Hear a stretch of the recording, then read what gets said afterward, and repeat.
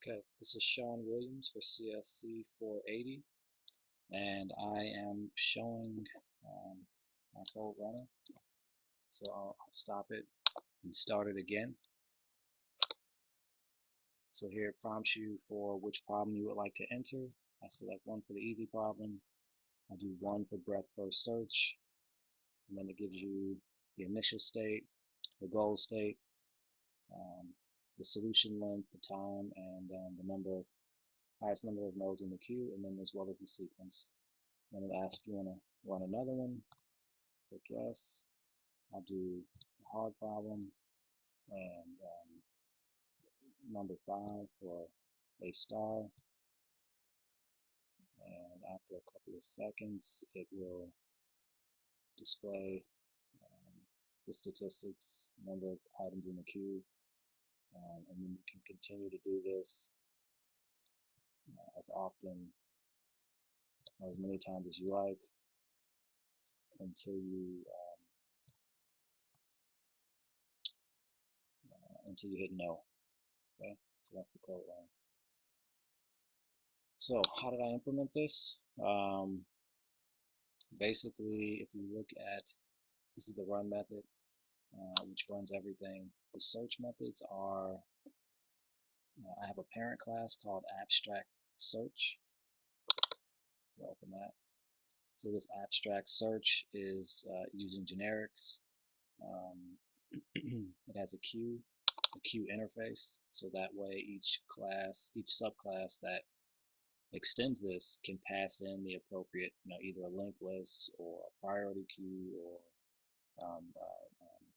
some other type of queue mechanism to keep track of the nodes. So this is abstract search. This is the search function. Here's the while loop. Here's the while loop that um, loops through every node on the frontier.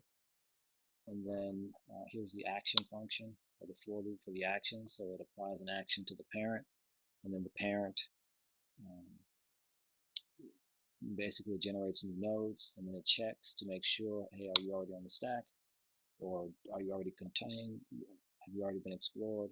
And are you a goal state? So it checks the goal state here. And then the else statement just checks to see if it's not explored and it's not on the frontier. Then it adds it to the frontier to be explored another time.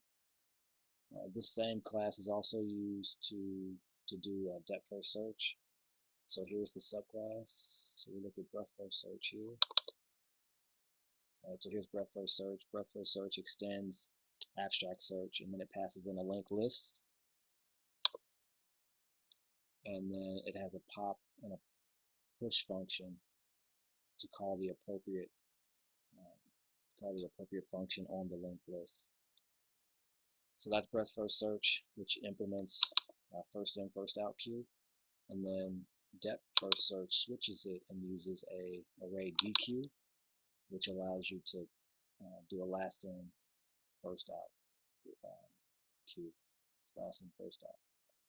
And then abstract abstract heuristic, which is here, actually extends abstract search, but the difference is that in this class I override the search method so that it doesn't have it doesn't check for the depth or anything like that. But inside of here, it checks for it actually uses a priority queue. Excuse me. It actually has this heuristic function and then a step cost function. The step cost function basically it only returns one. The heuristic function allows me to kind of change what function needs to what the heuristic function can be passed in. So inside of here, the only difference between the other searches and this one um, is the fact that it actually calculates a heuristic. So here, update heuristic, that one, and then it also calls this this cost function, which, like I said, returns 1 by default. So I'll just quickly show, I know my time is up, but I'll just quickly show the heuristic class, which is here, heuristic function. Well, this is the interface. This is the Manhattan distance, which I just did the distance formula for this. So you create a new heuristic function, and this just calculates the distance between the 2 points. And this heuristic function just calculates the